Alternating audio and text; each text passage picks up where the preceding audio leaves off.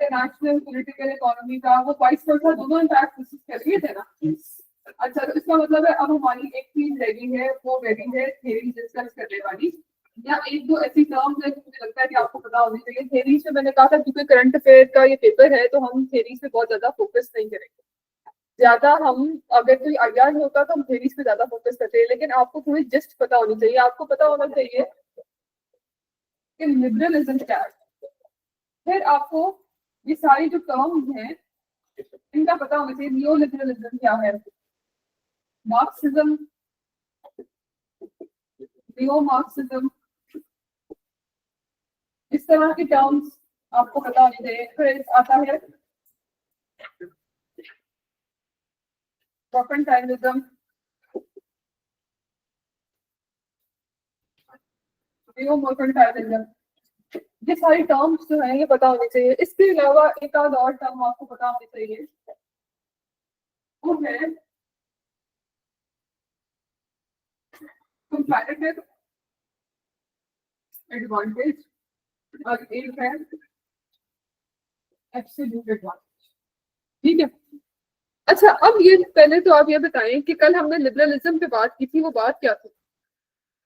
Liberalism में हमने जो बात की थी वो मैंने आपको कहा था कि ये, इसमें मैंने एक आपको टर्म लिखवाई थी, वो क्या थी? Legislative economy. वो टर्म है ऐसी इकोनॉमीज जिसके अंदर गवर्नमेंट की इंटरवेंशन या गवर्नमेंट का रोल कम होता है या फिर नहीं होता है, इसको आप कहते हैं लेजिस्लेटिव इकोनॉमी। मतलब ये क्या है? फ्री इकोनॉमी है, यहाँ पर आपके पास गवर्नमेंट की इतनी इंटरवेंशन नहीं है। और फिर प्राइवेट सेक्टर भी यहाँ पर इस लिबरलिज्म ये कहता है टैरिफ नहीं होने चाहिए है, आपको किसी किस्म का ट्रेड बैरियर नहीं होना चाहिए है, आपकी जो मार्केट है वो फ्री हो, या आपकी जो इकोनॉमी है या जो आपकी जो मार्केट है वो फ्री होनी चाहिए, ओपन होनी चाहिए है, लेजिस्लेटिव होनी चाहिए। तो लिबरलिज्म ये बात करता है। फिर आता है उसकी अगली एक नई फॉर्म आती है, नई ब्रांच आती है, उसको हम कहते हैं नियो लिबरलिज्म। न्यू लिबरलिज्म क्या कहता है? न्यू लिबरलिज्म का ज्यादा अब चूंकि ज्यादा फोकस इसका हो जाता है ग्लोबलाइजेशन की तरफ, हम देखते हैं प्राइवेटाइजेशन की तरफ कि अच्छा ये भी उसी चीज को लेके आगे चलता है, लेकिन इसके अंदर चीजें कुछ एड ऑन होती हैं।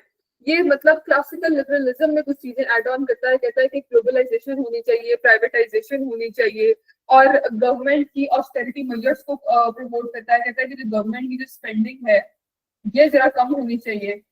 इस तरह की चीजों पर ये बात करता है। ठीक। मार्क्सिज्म क्या कहता है? कैपिटलिज्म, और ये प्रो कैपिटलिज्म है ना? ये जो बातें की है प्रो कैपिटलिज्म की है ना। कैपिटलिस्टिक इकोनॉमी जो है वो लिबरलिज्म को फोकस करती है ना, कि फ्री मार्केट हो, प्राइवेट सेक्टर हो, और ट्रेड और टैरिफ बैरियर्स ना हो। मार्क्सिज्म ये कहता है कि आपका जो क्लास का जो सिस्टम है, जिसमें आपके वो दो टर्म इस्तेमाल करता है, एक बुर्जुआजी और एक प्रोलेटेरिएट।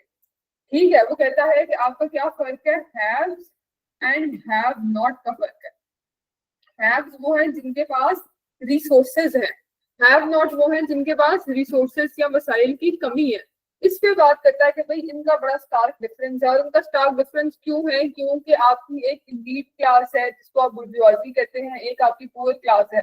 जो इलीट क्लास है सारे रिसोर्सेज क्या करके बैठी है? कैप्चर करके बैठी हुई है। और जो पुअर क्लास है वो जो है इनके लिए काम कर रही है, चाहे वो इंडस्ट्रीज में काम कर रही है, चाहे वो किसान जो है वो खेतों में काम कर रहे हैं लैंड ओनर के लिए। तो ये जो है ये क्या हो रहे हैं? ये एक्सप्लॉइट, पुअर जो है वो एक्सप्लॉइट किया जा रहा है बाय द रिच। मार्क्सिज्म ये कहता है कि क्लास डिफरेंस जो है ये एग्जिस्ट नहीं करना चाहिए, एक यूनिफॉर्म सोसाइटी होनी चाहिए जिसके अंदर कोई क्लास डिफरेंस ना हो।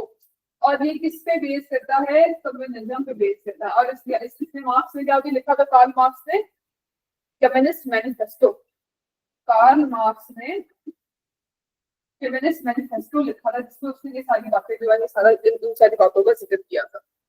यहाँ तक बात समझ आ गई? ठीक है। कार्ल मार्क्स जो है वो कहता है कि क्लास डिफरेंस होना ही नहीं चाहिए, और जो आपकी जो हिस्ट्री है वो ये है ही क्लास डिफरेंस पे बेस करती है। हैव और हैव नॉट के डिफरेंस पे बेस करती है। यहाँ तक किसी का कोई सवाल?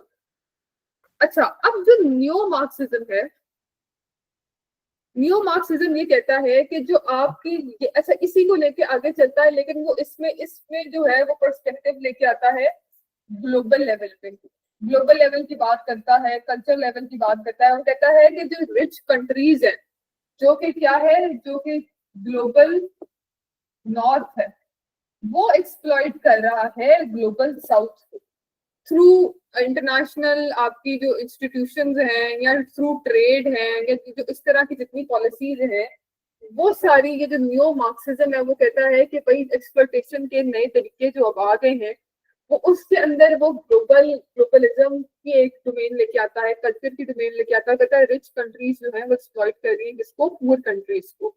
जो ग्लोबल नॉर्थ है वो किसको एक्सप्लॉइट कर रहा है, ग्लोबल साउथ को एक्सप्लॉइट कर रहा है।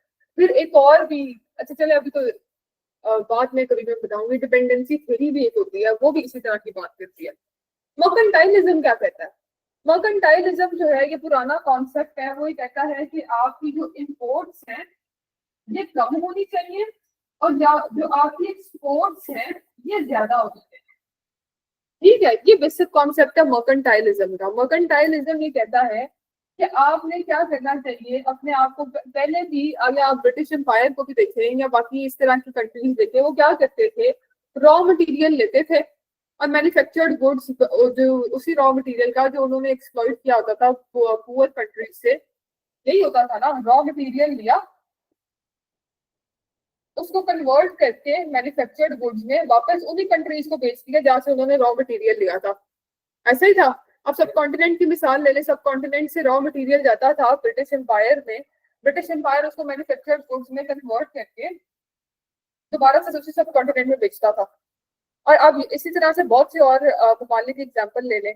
ये कहते हैं कि भाई आपने अगर अमीर होना है, अपनी इकोनॉमी को स्टेबलाइज करना है, तो आपकी जो इम्पोर्ट्स हैं वो कम से कम होनी चाहिए, आपकी एक्सपोर्ट से ज्यादा होनी चाहिए। ये क्या है, मर्केंटाइलिज्म का कॉन्सेप्ट है। अच्छा, और फिर वो कहता है कि भाई सोना जमा करना चाहिए, इस तरह की वेल्थ एक्युमुलेट करनी चाहिए कंट्री को, ताकि वो जो है वो स्टेबल रह सके।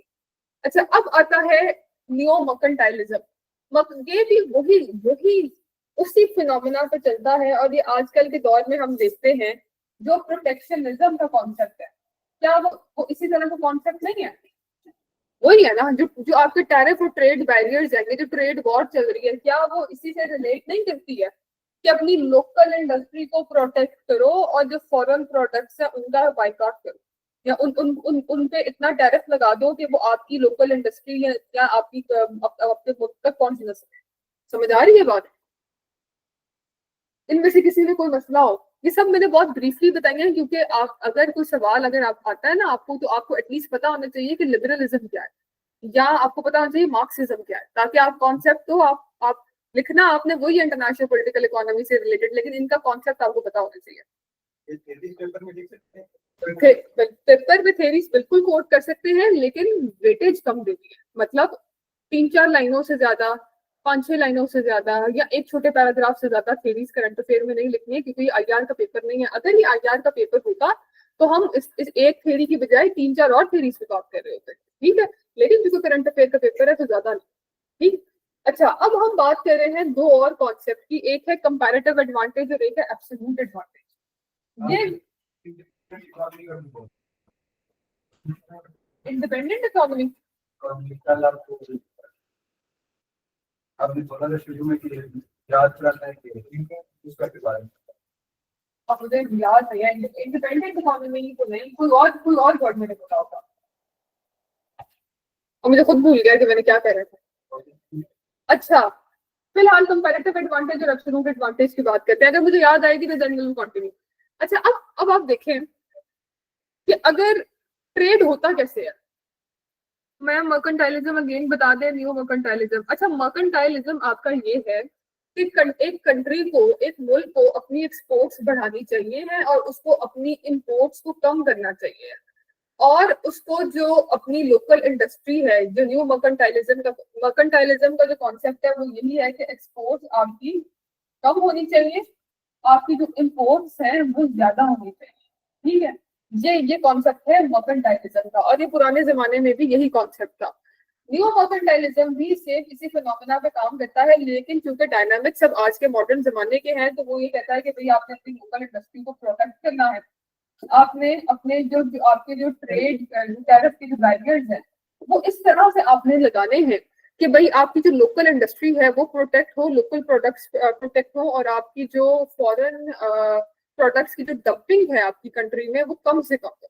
ये न्यू मर्केंटाइलिज्म का कॉन्सेप्ट है। ठीक है, लोकल कंपनीज को आप या लोकल जो प्रोडक्ट्स है उनको आप करें, और जो आपका जो ट्रेड सरप्लस है इस पे फोकस करें। ट्रेड डेफिसिट आपका नहीं होना चाहिए, ट्रेड डेफिसिट आपका नहीं होना चाहिए।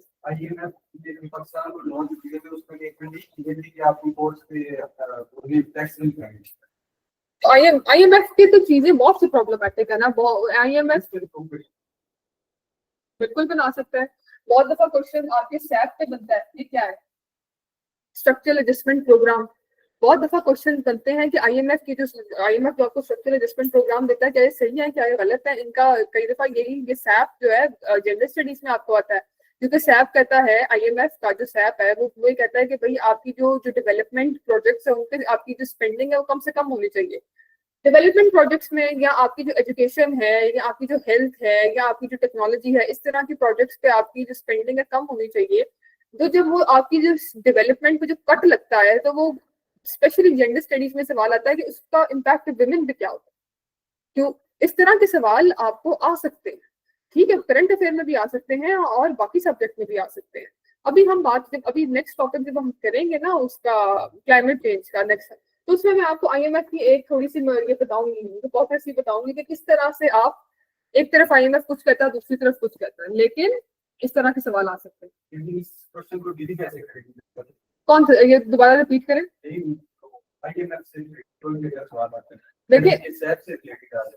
देखिए अगर सैप से रिलेटेड आ जाए तो इसमें तो ये कोई पहली बात है, इसमें डाउट है ही नहीं कि आईएमएफ के पास जाना पाकिस्तान की मजबूरी है, आईएमएफ के पास जाना नहीं चाहिए। पाकिस्तान को या जो डेवलपिंग कंट्रीज है उनको रिलक्टेंट होना चाहिए कि वो आईएमएफ के पास ना जाए। अब चले गए हैं तो उसके ऊपर डिपेंडेंसी को कम करना चाहिए, क्योंकि अल्टीमेटली आईएमएफ जो है एक इकोनॉमिक सॉवरेनिटी को आपकी कॉम्प्रोमाइज करता ही करता है हर सूरत में।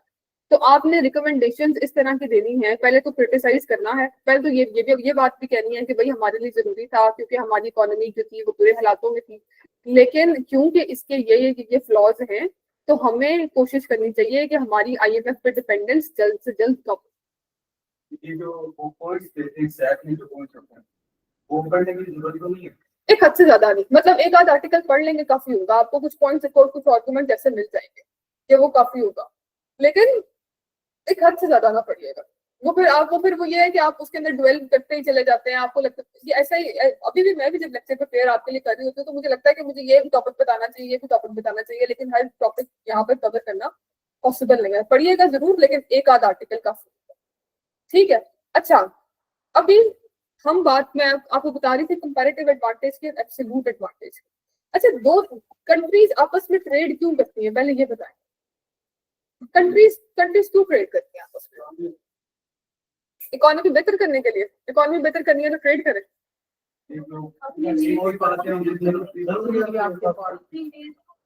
नीड्स को फुलफिल करने के लिए जो बंदा एक चीज या जो कंट्री एक चीज प्रिपेयर नहीं कर रही है, दूसरी जो है वो प्रिपेयर कर रही है या बेहतर क्वांटिटी में प्रिपेयर कर रही है, तो आप ट्रेड करते हैं। ऐसी सूरत हाल है ना, ऐसी सूरत हाल है। मिसाल के तौर पर, अच्छा अब ना ये इकोनॉमी की ये एब्सोल्यूट एडवांटेज एक टर्म है, वो कहता है कि अगर एक कंट्री, कोई इंडिविजुअल या कोई फर्म अगर एक चीज बना रही है और आप भी वो चीज बना रहे हैं, लेकिन वो जो चीज बना रही है वो क्या है, उसके इनपुट जो है वो कम यूज हो रही है, लेस इनपुट से अगर वो चीज बना रही है तो आप जो है उससे वो चीज खरीद लें। समझ आ रही है? एब्सोल्यूट एडवांटेज का मतलब है कि दोनों के पास इनपुट सेम थी, लेकिन जो उस प्रोडक्ट थी, वो जो उसका जो आउटपुट आया है, एक कंट्री का ज्यादा आया है, एक कंट्री का कम आया है, तो जिसका ज्यादा आया है उससे वो चीज खरीद ले। ये आपका है एब्सोल्यूट एडवांटेज। एक आपका आता है फिर कंपैरेटिव एडवांटेज। ट्रेड इस वजह से, फॉर एग्जांपल अब इसकी एब्सोल्यूट एडवांटेज की क्या मिसाल हो सकती है? फॉर एग्जांपल इसकी ये मिसाल हो सकती है कि पाकिस्तान है, ये इसका एग्री एग्री क्या क्या कौन सी कंट्री है ये? एग्रेरियन, क्या कहते हैं इसको? एग्रेरियन कंट्री है, क्योंकि ये ज्यादातर बेस करती है किस पे? एग्रीकल्चर पे बेस करती है, क्योंकि इसका लैंड फर्टाइल है। फॉर एग्जाम्पल अगर एक ऐसी कंट्री है जो फर्टाइल नहीं है, जिसका लैंड फर्टाइल नहीं है, और एक कंट्री है जिसका लैंड फर्टाइल है, तो उस जिसकी प्रोडक्शन ज्यादा है, पैदावार ज्यादा है गंदम की या उसकी, तो मैं कोशिश करूंगा कि मैं उससे खाने का सामान ले लूं और खुद जो है किसी और चीज में मैं फोकस करूँ। ठीक है, समझ आ रही है? ये भी इंटरनेशनल, मैं आपको ये सिर्फ एक कॉन्सेप्ट बता रही हूँ कि ट्रेड क्यों होता है। ठीक, इसी तरह से एक टर्म है जो डेविड रिकार्डो ने दी, कंपैरेटिव एडवांटेज। कंपैरेटिव एडवांटेज जो है, ये टर्म जो दी थी, ये ब्रिटिश इकोनॉमिस्ट था 19th सेंचुरी का।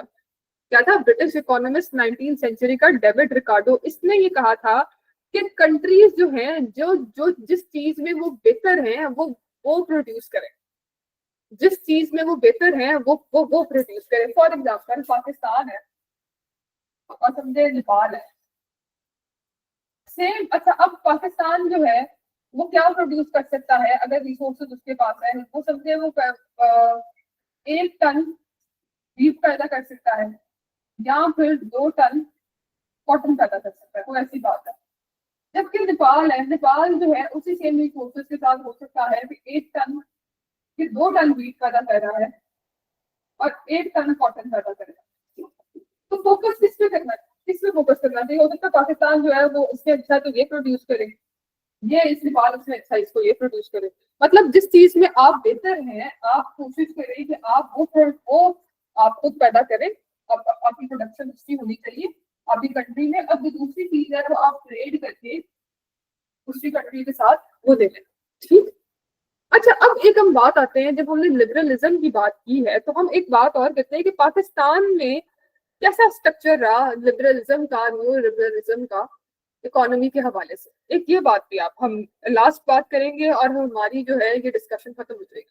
रेसिप्रोकल टैरिफ की बात हमने पहले करनी थी, ट्रम्प ने रेसिप्रोकल टैरिफ लगाए हैं जब हम पाक यूएस पढ़ रहे थे, वो हम दोबारा नहीं करेंगे। अभी लास्ट बात हम सिर्फ ये करेंगे न्यू लिबरलिज्म पे।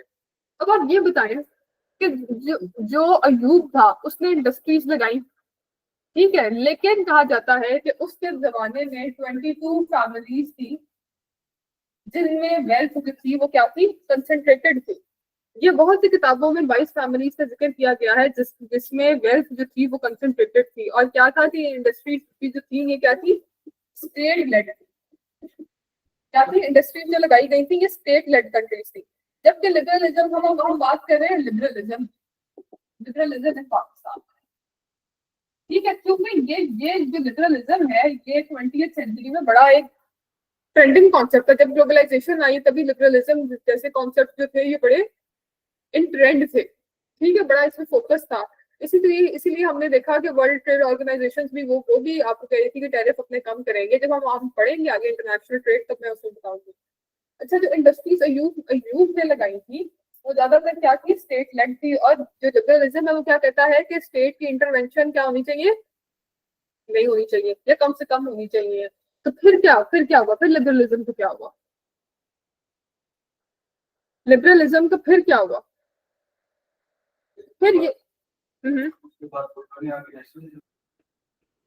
अच्छा ना, अच्छा, जो मैंने पढ़ा, मैंने आपके लिए 1-2 पॉइंट्स लिखे हैं, वो जरा ना 1-2 पॉइंट्स आप जरा लिखें कि आपका जो 6-5 ईयर प्लान था 1983 में, 6-5 ईयर, आप हमने ये भी एक बात है कि शुरू में आपके 5 ईयर प्लान चला करते थे जो जो जो आप फुलफिल भी हुआ करते थे। और आपकी इकोनॉमी शुरू में उसकी जो ग्रोथ रेट थी वो 6% थी। जब आप पाक इकोनॉमी पढ़ेंगे तो उसमें सारी बातें आप पढ़ रहे होंगे ना कि 5 ईयर प्लान चला करते थे तब। और आपकी शुरू में इकोनॉमिक ग्रोथ जो थी वो 6% हुआ करती थी शुरू के सालों में। जो आपका जो 6-5 ईयर प्लान था वो 1983 में आया था। उसने एक्सपोर्ट लेस ग्रोथ को इंट्रोड्यूस किया था, एक्सपोर्ट लेड ग्रोथ को इंट्रोड्यूस कराया था उसने। और जो फिर आपका जो आईएमएफ का जो प्रोग्राम था 1988 का और 1993 का, उसने भी ये कहा था कि भाई अब आपकी जो स्टेट का जो रोल है ना वो कम होना चाहिए, रिड्यूस स्टेट रोल होना चाहिए, टैरिफ कट होने चाहिए। ये कौन सा मैं बात कर रही हूँ? आईएमएफ का स्ट्रक्चरल प्रोग्राम जो था 1988 का और 1993 का।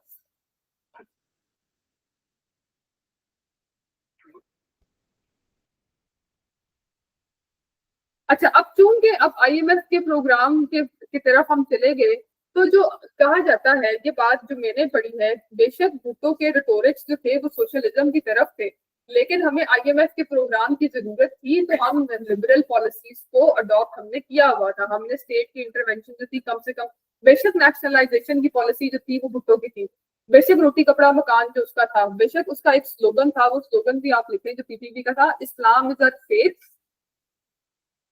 Democracy is our quality, Islam is our faith, ये भुट्टो का स्लोगन था। Islam is our faith, democracy is our quality, socialism is our economy.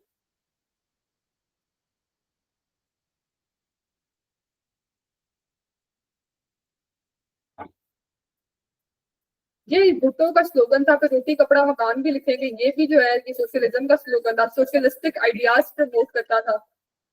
लेकिन हकीकत में प्रैक्टिस में ये कहा जाता है कि वो न्यू लिबरल इकोनॉमी को प्रमोट कर रहा था। क्यों प्रमोट कर रहा था? क्योंकि आईएमएफ का जो स्ट्रक्चरल एडजस्टमेंट प्रोग्राम मैंने अभी आपको जिक्र किया 1988 का,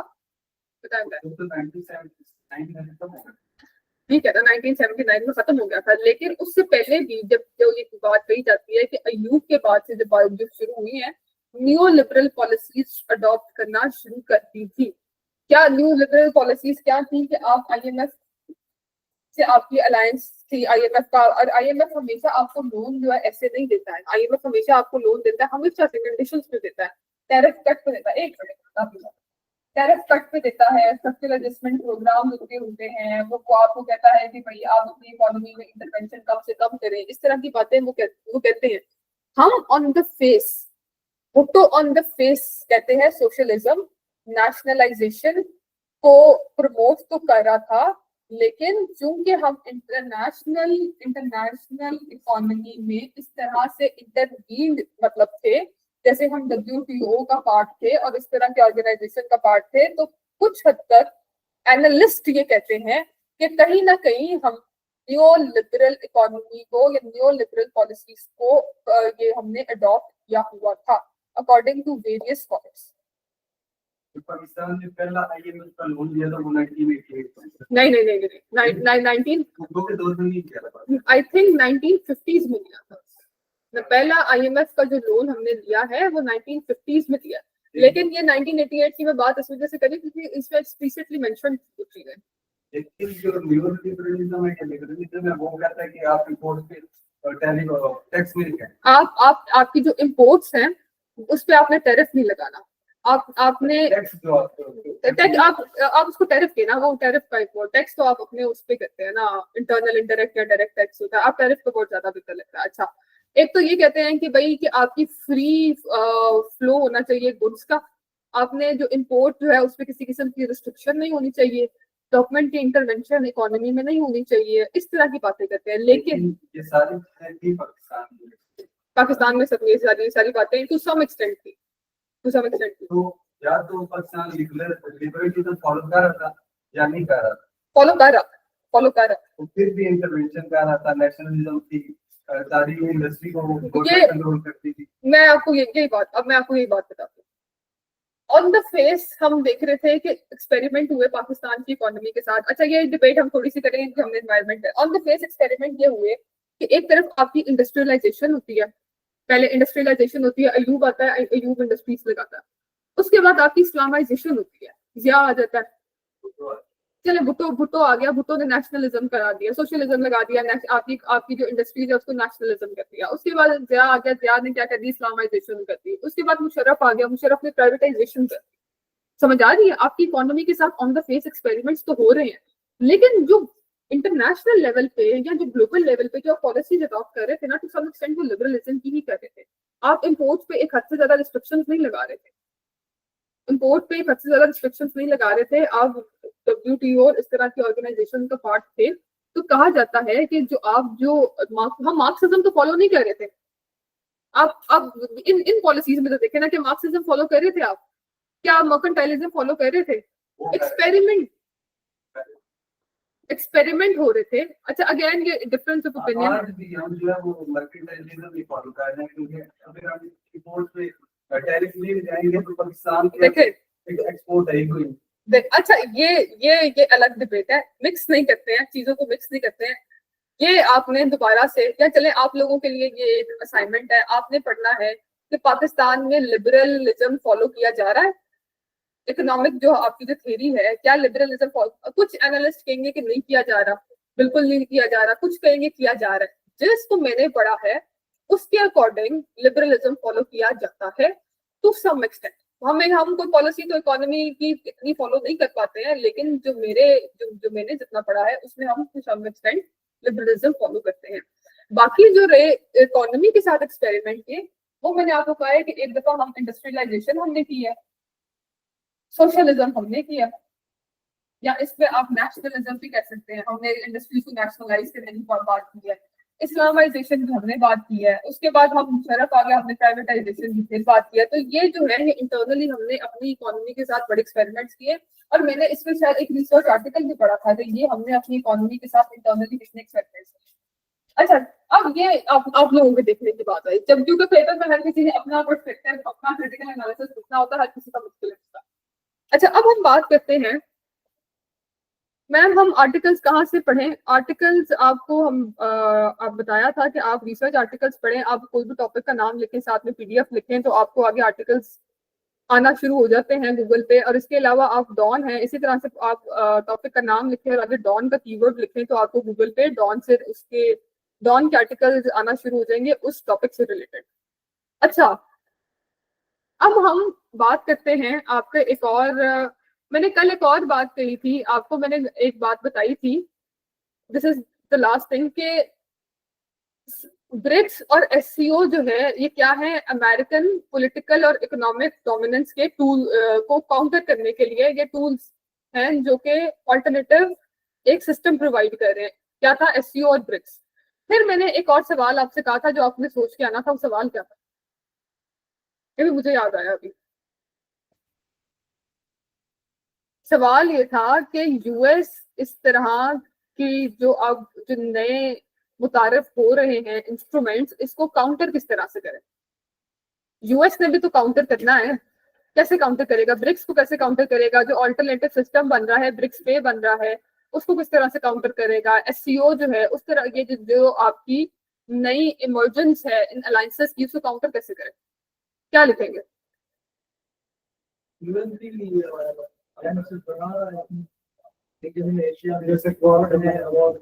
ठीक है, ठीक है, इधर ये दोनों हैं जो कि एशियन अल्टरनेटिव है, इनके क्वाड का नाम लिया आपने और किसका नाम लिया, फोकस का नाम लिया, ठीक है। G7 भी तो है, G7 भी हो सकता है। अच्छा, तो ये अलायंसेस है और ट्रेडिशनल जो पार्टनर्स है, इसके अलावा बताएं। अब ये यूएस काउंटर कर रहा है, सवाल जब आपको इस तरह का आएगा ना तो वेटेज देनी है, आधी वेटेज वो ब्रिक्स और एससीओ को देनी है, आधी वेटेज, इसका मतलब अगर आपने 6 पेजेस का सवाल लिखा, 3 उसके 3 इसके, समझ आ रही है ना बात। आप इधर उधर आप थोड़ा इधर इस तरफ मूव कर जाए, आप दोनों यहाँ तो आगे मूव कर जाए।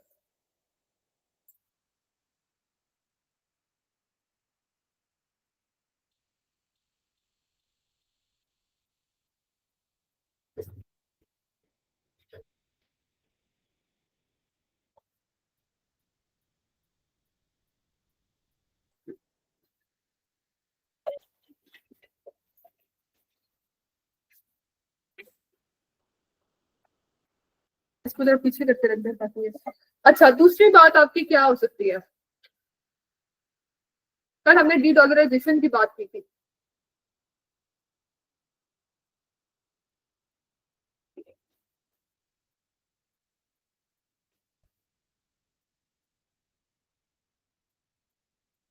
इकोनॉमी को स्ट्रॉन्ग करेंगे तो ही आपकी हेजेमनी कायम रहेगी ना। अब इसको कैसे करेंगे, डॉलर बेस्ड फाइनेंशियल सिस्टम को कैसे स्ट्रॉन्ग करेंगे, या तो आपको मैंने फिर बताया था ब्रेटन वुड में जो आपके इंस्टीट्यूशन है, आईएमएफ जैसे, आईएमएफ है, वर्ल्ड बैंक है, इसके थ्रू आप करेंगे ना, आप इजी लोन्स प्रोवाइड करना शुरू कर देंगे। आप वर्ल्ड बैंक जो है वो डेवलपमेंट और रिकंस्ट्रक्शन के लिए लोन्स प्रोवाइड करता है, इजी लोन्स प्रोवाइड करेंगे। आईएमएफ इकोनॉमी को सपोर्ट करने के लिए इंपॉर्टेंट रोल प्ले कर सकता है। तो इस तरह से आप दोबारा से स्ट्रेंथन करेंगे अपना जो उनका जो फाइनेंशियल सिस्टम है उसको करेंगे। इसके अलावा बताएं।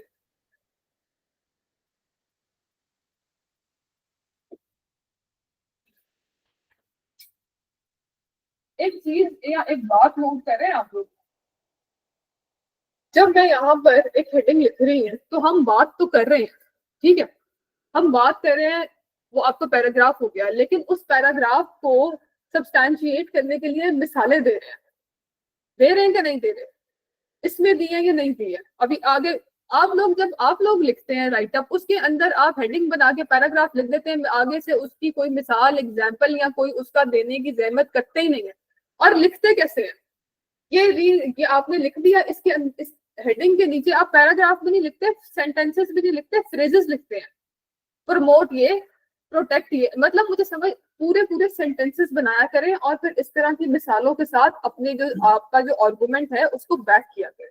खाली हेडिंग बनाना और 2-3 नीचे लाइनें लिखना या फ्रेजेस लिखना काफी नहीं है। पहली बात तो है फ्रेजेस नहीं लिखने, किसी ने भी सेंटेंसेस लिखने हैं और इस तरह से बैक करना है। अच्छा, फ्री ट्रेड कैसे प्रमोट करेंगे? मैंने कल आपको एक बात बताई थी, नाफ्ता की बताई थी और टीपीपी की बताई थी कि इसमें से क्या किया गया है, विड्रॉ किया गया है ना। तो दोबारा से इस तरह की अलायंसेस जो हैं, जो फ्री ट्रेड की अलायंसेस हैं, उनको किया जाना चाहिए ना, किया जाना चाहिए कि नहीं किया जाना चाहिए? अच्छा, इसके बाद सोचो और कोई।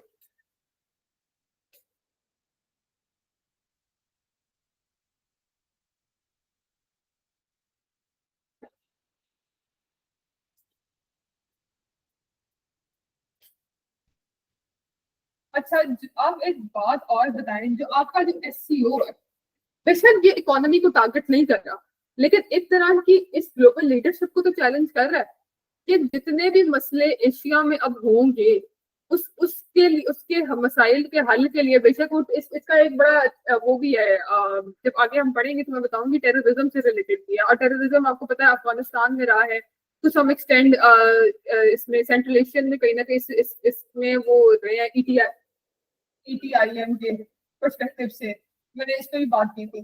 तो बात यह है कि आपको अल्टरनेटिव लीडरशिप के पर्सपेक्टिव या अल्टरनेटिव लीडरशिप के ऑप्शंस मिल रहे हैं ना, चाइना की सूरत में, रशिया की सूरत में। तो अब क्या करना है, अपनी यूएस को अपनी ग्लोबल लीडरशिप दोबारा से रीअसर्ट करने की जरूरत है, उन इदारों को स्ट्रॉन्ग बनाने के लिए जिसपे उसने पहले अपनी लीडरशिप को एक्सर्ट किया था। क्या क्या थे वो? यूएन जैसे थे, यूएन है, डब्ल्यूटीओ है, डब्ल्यूएचओ है, इस तरह के है। क्रिटिसिज्म किया था डब्ल्यूएचओ पे भी, ट्रंप ने किया था, फिर डब्ल्यूटीओ पे किया था, किस पे किया था? चेक कीजिएगा क्रिटिसिज्म क्या है, वो एक लाइन है पूरी, मुझे चेक कीजिएगा। यूएन क्या करता है, इतनी जंगें आजकल होती हैं, इतने इतने आपके पैलेस्टाइन जैसे इश्यूज आपके आते हैं, ईरान इजराइल कॉन्फ्लिक्ट जैसे आते हैं, यूक्रेन क्राइसिस जैसे आते हैं, उसमें यूएन का होता है। रेफ्यूजी क्राइसिस आपका हो जाता है, आपके इतने जितने मिसाइल हैं उसमें यूएन का रोल क्या है? यूएन को रोल प्ले नहीं ना कर रहा। तो अपनी ग्लोबल लीडरशिप में एक्सर्ट करने की जरूरत है, इन इदारों को मजबूत भी करने की जरूरत है। पेरिस क्लाइमेट डील जैसे डील से जो विड्रॉ किया है, या जो ट्रम्प जो इतनी हेस्टी स्टेटमेंट्स देता है कि मैं यूक्रेन की वॉर एक दिन में खत्म कराऊंगा, इस तरह की जो स्टेटमेंट्स है, तो वो देने की बजाय आपको अब ये इम्प्रूव करने की जरूरत है। बाकी आप इस तरह के आर्गुमेंट्स आप लोगों ने खुद लिख लेने हैं, ठीक है। अब आते हैं हम आपका एक और सीएसएस का। अच्छा, कल किसी ने ये जिक्र भी किया था कि भाई सिलेबस मार्क करा दे कि हफ्ते कितने टॉपिक करने, तो मैं अभी एंड पे आपको वो सिलेबस तो कल मार्क कराऊं जब आप लोगों ने कोर्स आउटलाइन डाउनलोड की हुई है मोबाइल्स में। कल आप लोगों के पास मोबाइल सबके पास है, पढ़ेंगे पढ़ेंगे, लेकिन अभी मिक्स है ना, एक अगर रिलेशन अगर हम एक ही दफा एक ही गो में कवर करते हैं तो वो फिर बहुत बोरिंग हो जाता है। अभी जो है इसलिए मैंने मिक्स एंड मैच टॉपिक्स रखे हैं ताकि आपकी कंसंट्रेशन रहे, आपको क्लास बोर ना लगे। एनवायरमेंट, अच्छा, अब अभी इसके साथ मेरे जहन में था आपका चूंकि टॉपिक है इंटरनेशनल ट्रेड का या डब्ल्यूटीओ का, मेरा जहन था पहले वो कवर कराने का, लेकिन फिर मुझे लगा कि इकोनॉमी पे इतनी बात होगी तो कहीं बोरिंग ना होते लेक्चर, तो इसीलिए आज हम बात करेंगे क्लाइमेट चेंज पे। कल आप लोगों के पास मोबाइल में सबके पास कोर्स आउटलाइन हो, हम मार्क करेंगे कितने कितने कितने हमने कवर कर लिए। अच्छा, फिलहाल आपका जो इन्वायरमेंट से, वही हम थोड़ी हिस्ट्री पे बात करेंगे कि भाई इन्वायरमेंट का आपका, या आप इसे ग्लोबल वार्मिंग कह रहे हैं, सीएसएस के ऐसे का एक स्टेटमेंट थी, is I can not remember correctly कि is global warming a myth और रियलिटी, तो इस तरह की स्टेटमेंट थी। थी ना ऐसी कुछ स्टेटमेंट, सीएसएस का कोई टॉपिक था ऐसे का, क्या है मिथ है रियलिटी, क्या है, कैसे कैसे बात करेंगे? 2022 के फ्लड्स थे, हमारे अर्थ का टेम्परेचर इंक्रीज हो रहा है, ठीक है, ग्लेशियर्स मेल्ट हो रहे हैं, ठीक है, सी लेवल राइज हो रहा है, ठीक है, हेल्थ इशू कैसे, स्मोक से, ठीक है, और अच्छा अभी पहले 19, मैं कुछ बातें यहाँ पे लिखूंगी, आपने वो लिख लेनी है। एक तो 1972 में आपकी ये हुआ है कि जो पहली आपकी यूएन कॉन्फ्रेंस हुई है ऑन 1972 में आपकी पहली इंटरनेशनल कॉन्फ्रेंस हुई थी ऑन ह्यूमन एनवायरनमेंट, ठीक है, लिखना लिख दूं या फिर लिख ही लेंगे, UN conference on human environment.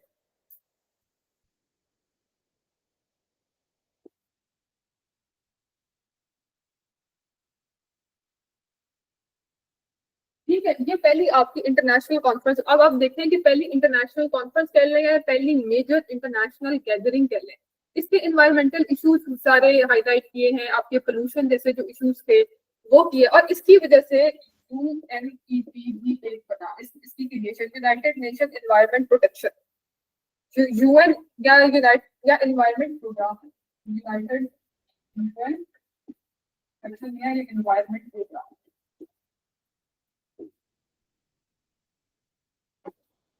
पहला आपका ये बच्चा है, 1988 में फिर आपकी आईपीसीसी बनती है,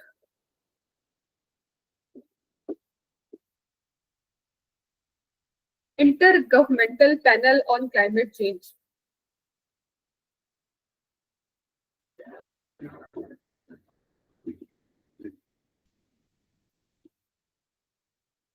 अच्छा अब ये जरूरी, चलो ये सारे एक्टिविज्म जो है ना, ये with the passage of time, ये आपको ऐसे, ये आपकी एक तरह से आप कह लें कि साइंटिफिक रिपोर्ट्स हर 5 से 7 साल बाद जो आपको मिलती है ना, अभी तक जो मिलती है, जो साइंटिफिक रिपोर्ट्स मिलती है कुछ सालों बाद, ये वो शाया करते हैं, ठीक है, साइंटिफिक, और यूएन और वर्ल्ड, एक है WMO, वर्ल्ड मेट्रोलॉजिकल ऑर्गेनाइजेशन, ठीक है, इनकी मदद से, इनके तवज्जुह से आईपीसीसी बनता है। अच्छा फिर इस 1990 में पहली अपनी आईपीसीसी जो है अपनी फर्स्ट रिपोर्ट भी देता है, ठीक है। अच्छा और फिर ये बताता भी है कि भाई क्लाइमेट चेंज पे आपको बात करने की जरूरत है, क्लाइमेट चेंज की एक इंपॉर्टेंट प्रेसिंग इशू है जो with the passage of time जो है वो ग्रेव होता जा रहा है। तो अच्छा उसके बाद आप देखें, अच्छा अब ये ना एक वो बन रहा है सीक्वेंस और एक टाइमलाइन बन रही है कि with the passage of time situation जो है ना वो ग्रेव होती जा रही है, यूएनएफसीसी होता है, United nation framework convention on climate change.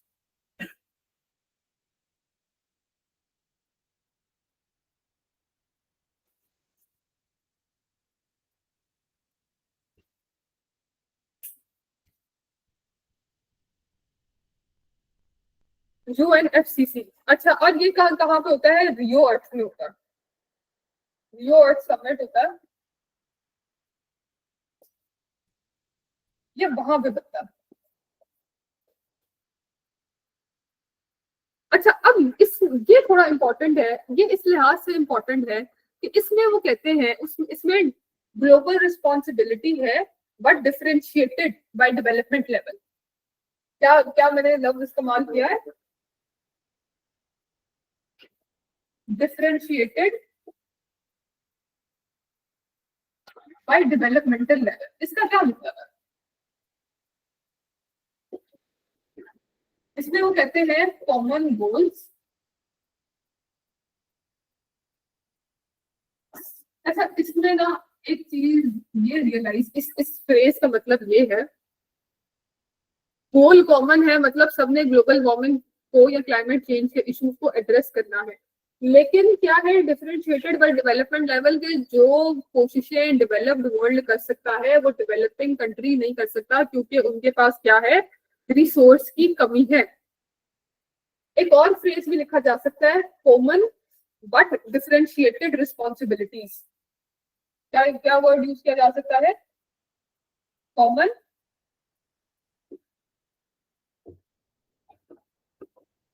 But different responsibilities. ये सबकी जो कंट्रीब्यूशन है, ये आगे भी हम पढ़ेंगे कि सबकी जो ग्रीन हाउस की या गैसेस की जो कंट्रीब्यूशन है वो वेरी करती है, इकोनॉमी टू इकोनॉमी वेरी करती है। सबसे ज्यादा ग्रीन हाउस गैस कौन इमिट करता है, यूएस। यूएस जो है top green house gas emitter रहा है। और उसके बाद आपके पास टू सम एक्सटेंट चाइना है, क्योंकि जिन ममालिक में, जो डेवलप्ड ममालिक हैं, जहाँ पे इंडस्ट्रीज है, वो ग्रीन हाउस गैसेस जो है वो ज्यादा अमिट करते हैं as compared to those countries जो लेस डेवलपिंग कंट्रीज हैं या फिर जहाँ पे इंडस्ट्रीज नहीं है। 1995 में COP1 होती है बर्लिन में। कॉप क्या है, बड़ा नाम सुनते हैं इसका, कॉन्फ्रेंस ऑफ पार्टीज। क्या है, अभी अभी कौन सी कॉप रिसेंटली हुई है, 29 क्या पास कहाँ हुई है,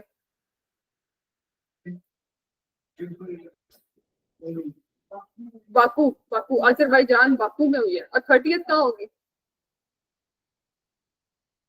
30th कहाँ होगी, ब्राजील, बेलम में। ब्राजील में 30th जो है वो नवंबर 2025 में होगी, और वो कहाँ पे होगी, ब्राजील में। ठीक है, अभी अभी ये जो पहली हुई है 1995 में कॉन्फ्रेंस ऑफ पार्टीज जो है, ये बर्लिन में हुई है। और ये किसके अंडर हुई है, ये इसने इसको जो है फैसिलिटेट किया। ठीक है, अच्छा, उसके बाद आपका 1997 में आपका आता है क्योटो प्रोटोकॉल। ये क्या है, ये जिम्मेदारियां लगाता है सबसे, क्या जिम्मेदारियां लगाता है, जो वो अपनी ग्रीन हाउस परमिशन है वो कम। ठीक है। ग्रीन हाउस क्योटो प्रोटोकॉल इस वजह से इंपॉर्टेंट है कि एक तरह से ये लीगली बाइंडिंग भी था। ये पहला ऐसा एंडेवर हुआ है जिसमें ये कहा गया है कि इसमें जो हम फैसले लेंगे वो तमाम कंट्रीज को मानने पड़ेंगे, और वो क्या होंगे, लीगली बाइंडिंग होंगे। इससे पहले जितने भी हुए हैं इंटरनेशनल कमिटमेंट जो हुई है, ये सारी लीगली बाइंडिंग नहीं थी, क्योटो प्रोटोकॉल लीगली बाइंडिंग था। और 1995 में हुआ है, और इसमें ये कहा गया है कि कंट्रीज अपनी जो ग्रीन हाउस गैस इमिशंस हैं उसको क्या करेंगे, कम करेंगे। अच्छा, 1997 में हो तो गया, लेकिन ये इसको फॉर्मली ये फोर्स में कब आया, 2005 में। इतनी देर क्यों लगी इसको, इतनी देर इसको इस वजह से लगी, इतनी देर क्योंकि 2001 में यूएस ने विड्रॉ कर लिया था। और उस वक्त कौन था, जॉर्ज डब्ल्यू बुश।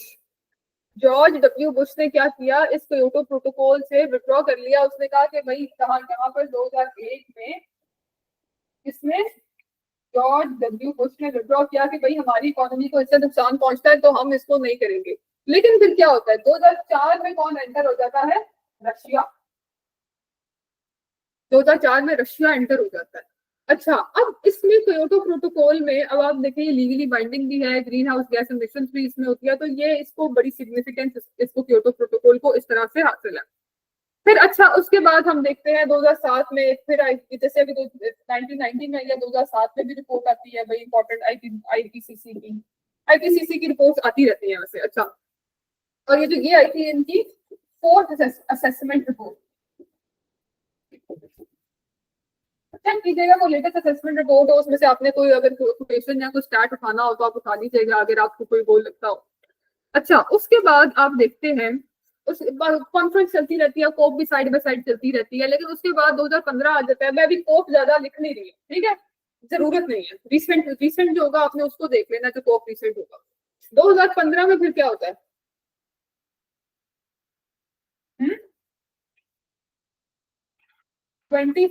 2015 में एक और इम्पोर्टेंट एग्रीमेंट होता है, उसको क्या कहते हैं, अभी रिसेंटली जिक्र किया भाई पेरिस 16 में नहीं हुआ था? 15 में, फिर भी चेक कीजिएगा, लेकिन 2015 में एग्रीमेंट हुआ, 2015 में ये एग्रीमेंट हुआ है। और उस वक्त क्या कौन सी चल रही थी, COP21, ठीक है। अच्छा, अब इसके अंदर क्या है, इसमें 196 कंट्रीज जो थे वो इन्वॉल्व थे, 196 कंट्रीज की पार्टिसिपेशन थी। और इसमें ये कहा गया है कि जो ग्लोबल आपका टेम्परेचर है उसमें क्या होना चाहिए, इसमें ये बात है कि ग्लोबल, इसकी इंपॉर्टेंट बात है, तो ग्लोबल टेम्परेचर कितना होना चाहिए बिलो, एक टारगेट सेट किया था, ग्लोबल टेम्परेचर का टारगेट सेट किया था, क्या था, बिलो 2 डिग्री सेल्सियस। ग्लोबल अर्थ का टेम्परेचर जो है 2 डिग्री सेल्सियस से नीचे होना चाहिए, और आइडियली 1.5 डिग्री सेल्सियस तक होना चाहिए। ले दो, अभी मैं 2015 की बात बता रही हूँ, जहाँ पे मैंने कहा कि ग्लोबल टेम्परेचर आपका जो अर्थ है वो 2 डिग्री सेल्सियस। अच्छा, अब फिर एक उन्होंने कहा कि तमाम कंट्रीज NDC साइन करेंगे, नेशनल डिटरमाइंड आपके ये जो गोल्स है या नेशनल डिटरमाइंड कॉन्ट्रीब्यूशंस है, NDC ये साइन करेंगे। आप बताएंगे कि भाई आपने क्या गोल्स बनाए हैं, क्या गोल्स आपने अभी तक अचीव किए हैं, ये अपनी ग्रीन हाउस गैसेस को कम करने के लिए, ग्लोबल टेम्परेचर को कम करने के लिए। अच्छा, अब मुझे एक बात बताएं, पेरिस क्लाइमेट डील में और क्योटो प्रोटोकॉल में क्या फर्क है? कोई ना कोई देखे, इसमें और इसमें क्या इम्पोर्टेंस का फर्क है, या ये बहुत हाईलाइट हुई है। आप देखते हैं ज्यादातर इसकी बड़ी बात सुनते हैं, टू सम एक्सटेंट इसकी भी बड़ी बात सुनते हैं, क्यों, ऐसा क्यों है?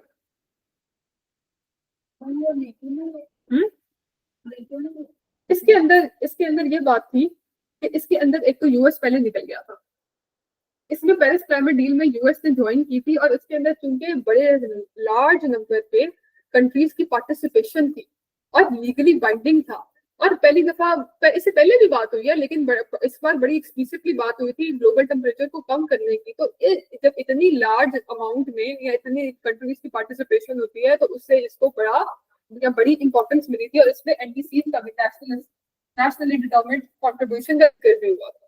तो ये इस वजह से पेरिस एग्रीमेंट जो है वो इम्पोर्टेंट या इम्पोर्टेंस का हामिल है। और 2016 में ये एंटर्ड इनटू फोर्स हुआ था, जैसे मैंने यहाँ पे कहा ना 1997 में ये आपने इनिशिएट किया और एंटर इनटू फोर्स जो था 2005 में, 2015 में मुतारिफ कराया गया, लेकिन एंटर इनटू फोर्स कब हुआ, 2016 में, ठीक है। अच्छा, उसके बाद पहले यहाँ तक समझ आ गई, इतना हजम हो रहा है कि ये कुछ ज्यादा ही हो गया। यूएस ने कब विड्रॉ किया, 2017 में। ट्रम्प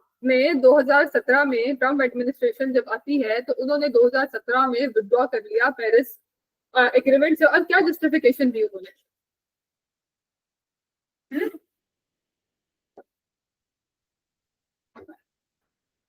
क्या जस्टिफिकेशन थी उसकी? अच्छा, इकोनॉमी की जस्टिफिकेशन थी इसमें कि भाई इकोनॉमी को नुकसान पहुंचता है, और कहा गया ट्रम्प की वही बात थी कि भाई ये एक मिथ है। अच्छा, तो इस तरह से ये आपकी ये जो पेरिस क्लाइमेट डील है, अच्छा ये विड्रॉ कर लिया। उसके बाद इसको दोबारा किसने ज्वाइन किया, पेरिस क्लाइमेट डील दोबारा यूएस ने ज्वाइन की या नहीं की?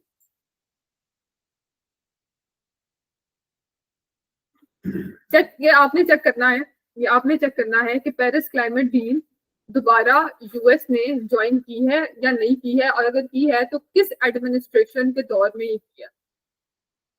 ठीक है, ट्रम्प ने इसे विड्रॉ किया, लेकिन उसके बाद इसको किसने ज्वाइन किया? अच्छा, यहाँ पे कह रहे हैं कि नॉट लीगली बाइंडिंग, फिरोज कह रहे हैं अच्छा, मेरे ख्याल में तो भाई ये जो पेरिस क्लाइमेट डील है 2016 में लीगली बाइंडिंग हुई थी। चेक कर लीजिएगा, कंफर्म कर लीजिएगा मेरे। हाँ, ये फिरोज कह रहे हैं नॉट लीगली बाइंडिंग, लेकिन मेरी इतला के मुताबिक 2016 में लीगली बाइंडिंग हुई है। अच्छा, आप लोगों के लिए काम है, आप लोगों ने चेक करना है कि यूएस के इसका पेरिस क्लाइमेट डील का दोबारा से हिस्सा बना है या नहीं बना है। किसके दौर में? बाइडेन के दौर में, बिल्कुल। बाइडेन एडमिनिस्ट्रेशन ने दोबारा से पेरिस क्लाइमेट डील दोबारा से ये ज्वाइन करती थी। अच्छा, उसके बाद आपकी साइड बाय साइड जो आपकी जो कोप थी, कॉन्फ्रेंस ऑफ पार्टीज थी, ये चलती रही। अच्छा, और हर कॉन्फ्रेंस ऑफ पार्टीज में कोई ना कोई आपकी ये नई डेवलपमेंट होती रही। अच्छा, लेकिन जो 2022 की जो कॉन्फ्रेंस ऑफ पार्टीज थी जो कि इजिप्ट में हुई थी, वो एक तरह से इंपॉर्टेंस की हामिल थी। क्या था उसमें?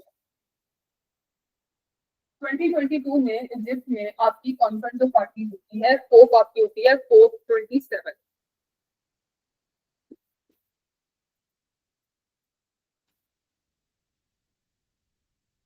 क्या इसमें होता है?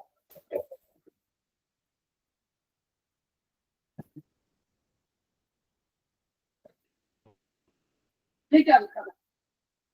लॉज एंड डैमेज फंड, इसका क्या मतलब है?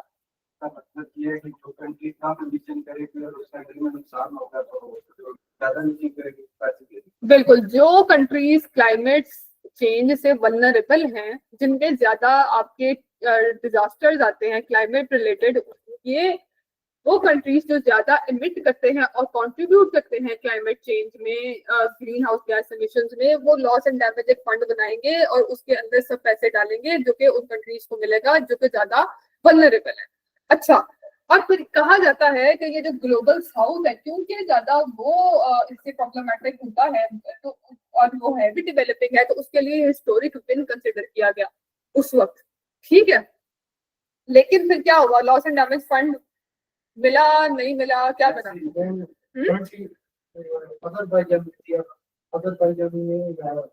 बहुत कम पैसे थे।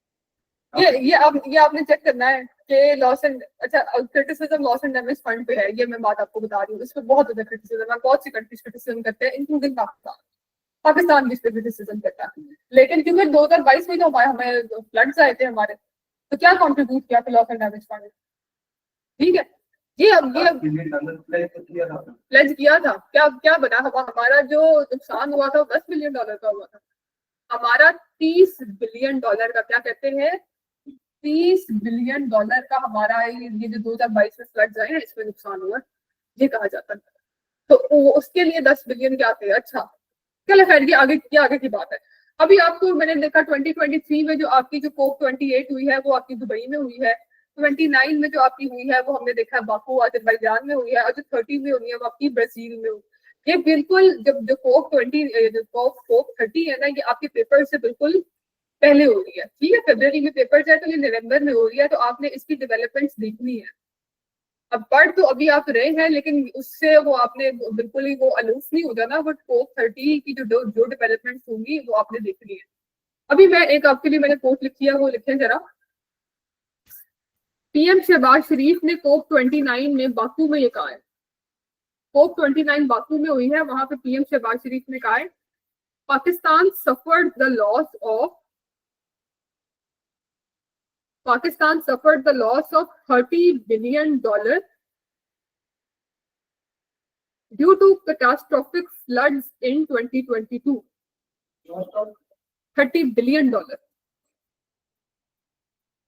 Pakistan suffered the loss of $30 billion due to catastrophic floods in 2022. The history will never forgive us over the inaction on climate change. Will never forgive us over the inaction on climate change. The history will never forgive us over the inaction on climate change.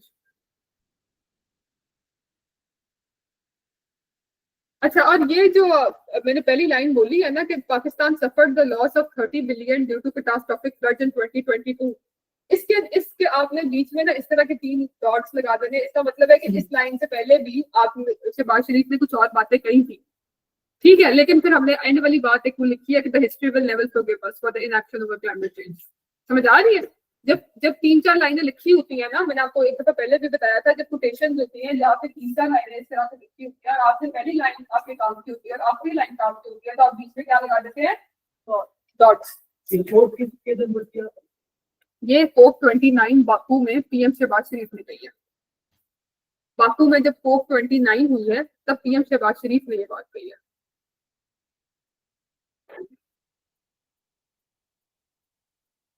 और UN ने कहा था कि जो आपके जो 2022 के floods है उनको क्लाइमेट कैटास्ट्रोफी का है। यूएन ने आपके 2022 के फ्लड्स को क्लाइमेट कैटास्ट्रोफी डिक्लेयर किया। ठीक है, अब हम बात करते हैं जरा पाकिस्तान पे पहले जो इम्पैक्ट्स हुए हैं आपके क्लाइमेट चेंज पे, और फिर हम जरा ग्लोबल बात करेंगे। ठीक है, अच्छा मुझे ये बताएं कि जो आपका जो रिसेंट बजट है इसको इसको एक नाम दिया गया, रिसेंट बजट को एक नाम दिया गया। रिसेंट बजट को कहा गया है कि ये आपका क्लाइमेट बजट है। क्यों कहा गया? कार्बन आपकी पेट्रोलियम पे लेवी लगाई है, उन्होंने कहा है कि भाई जो कार्बन एमिशन करते हैं तो भाई हम इस पे क्या कर रहे हैं, टैक्स ज्यादा लगा रहे हैं। तो इस रिसेंट बजट को क्या इसका नाम दिया गया है कि रिसेंट बजट हमारा क्या है, ये क्लाइमेट बजट है, फिस्कल ईयर 26 का जो बजट है हमारा। ठीक है, लेकिन ये फिस्कल ईयर 26 का जो बजट है क्या क्लाइमेट बजट है, लेकिन क्या ये बात सच है या नहीं सच है? नहीं सच है। क्यों नहीं सच है? सोलर पे भी बजट उन्होंने लगाया, टैक्स लगाया, बेसिक पेट्रोलियम पे लगाया, तो सोलर पे लगाना तो नहीं बनता था। तो एक तरह की क्या है ये,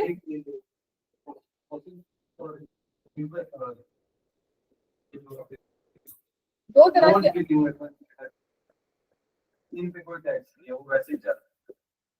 दो तरह की है ना आपकी, रीन्यूएबल और नॉन रीन्यूएबल।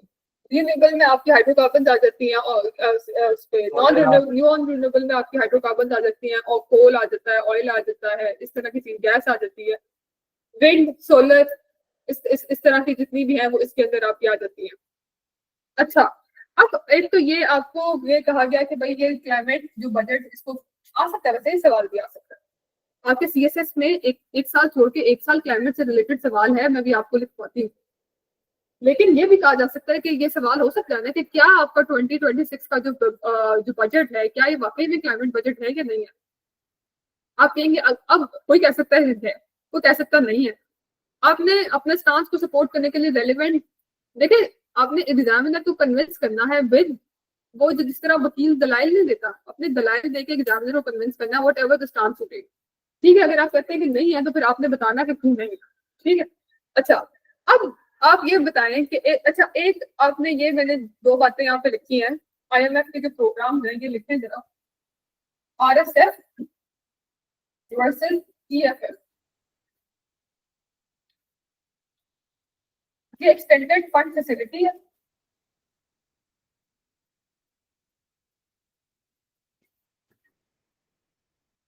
ये रेजिलियंस एंड सस्टेनेबल फैसिलिटी है।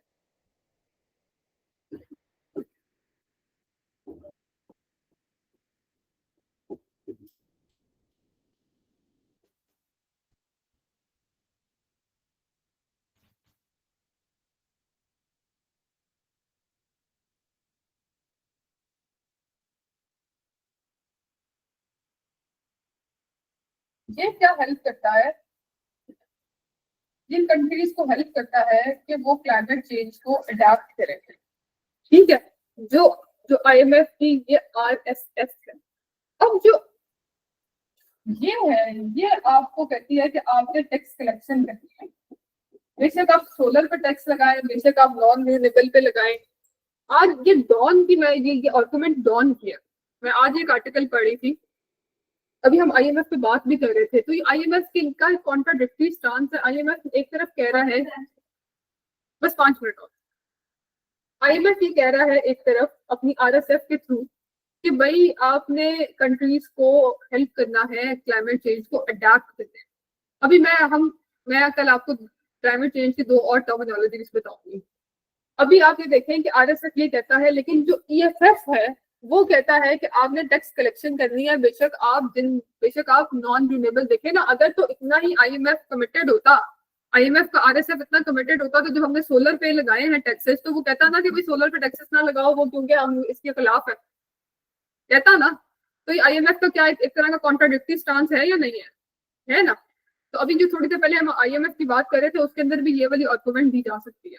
ठीक है, कल हम मजीद बात करेंगे इस पे कि पाकिस्तान पे क्या इम्पैक्ट्स हैं, और कुछ आपके जो सीएसएस में क्वेश्चंस आए हैं हम वो डिस्कस करेंगे। अभी किसी का कुछ सवाल? क्लाइमेट से या एनवायरनमेंट से रिलेटेड कोई और सवाल?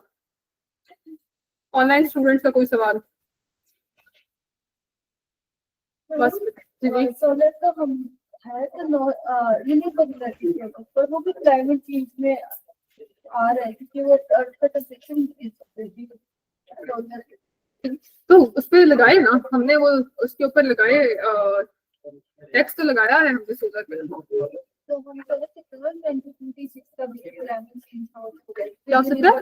रिन्यूएबल एनर्जी पे जो अगर लगा रहे हैं तो वो भी हमारे क्लाइमेट को चेंज कर देती है, तो क्लाइमेट हो सकता है क्लाइमेट चेंज नहीं हो सकता ना, क्योंकि हमने सोलर पे लगाया है ना। सोलर भी तो मैम आज का टेम्परेचर इंक्रीज कर ग्रीन हाउस जो अंदर solar panel green house gas में इम्पैक्ट नहीं डालते हैं। देखिए सोलर का टेम्परेचर इंक्रीज देखिए आपका, आप इम्पैक्ट देखिए, अगर आप एक तरफ यूज कर रहे हैं कोई अपनी एनर्जी प्रोडक्शन के लिए, कोई थर्मल या न्यूक्लियर या कोई और एक्स्ट्रा एनर्जी यूज कर रहे हैं, तो कार्बन एमिशन आपकी हो रही है डीजल से, पेट्रोल से, उसका इम्पैक्ट ग्रीन हाउस गैस से ज्यादा है एज कम्पेयर टू आपके सोलर पैनल जो कि रिन्यूएबल एनर्जी यूज कर रहे हैं। ज्यादा रिन्यूएबल किसका इम्पैक्ट ज्यादा है? नॉन रिन्यूएबल का ज्यादा है हमारे नॉन रिन्यूएबल का कोई इम्पैक्ट नहीं है। नॉन रिन्यूएबल का कोई इम्पैक्ट नहीं है, नॉन रिन्यूएबल का है। रिन्यूएबल का तो कोई इम्पैक्ट नहीं है। एक बिजली जो आप सोलर से प्रोड्यूस कर रहे हैं उसका कोई इम्पैक्ट नहीं है भाई। जो आप विंड से प्रोड्यूस कर रहे हैं, जो आप सोलर से प्रोड्यूस कर रहे हैं, उसका कोई इम्पैक्ट नहीं है आपकी ग्रीन हाउस गैस यूसेज से। समझ आ रही है? किसका? जो बिजली आप किससे पैदा कर रहे हैं, सूरज से, हवा से, पानी से, उसका कोई इम्पैक्ट नहीं। जो एनर्जी आप दे रहे हैं हाइड्रोकार्बन से, उसका ग्रीन हाउस गैस में है। आपको मुझे पेपर मिला, आप चेक करें, यहाँ मुझे तो पेपर्स मिले, लेकिन यहाँ पर तो नहीं है।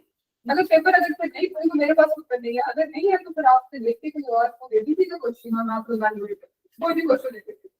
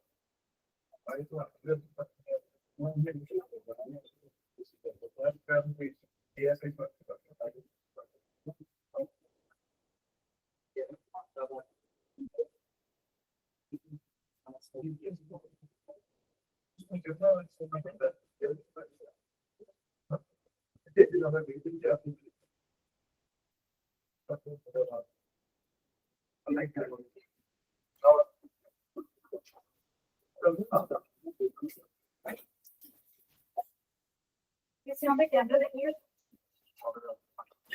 क्या देख अच्छा आप आते हैं आप बोलिए।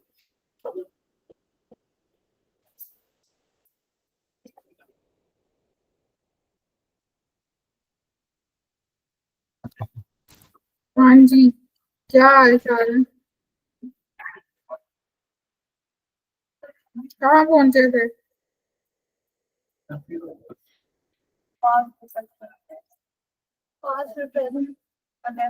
अभी तो पिछली रिकॉर्डिंग चल रही है अभी। जो तुम लोगों ने बातें की हैं वो सारी इसमें रिकॉर्ड होती हैं।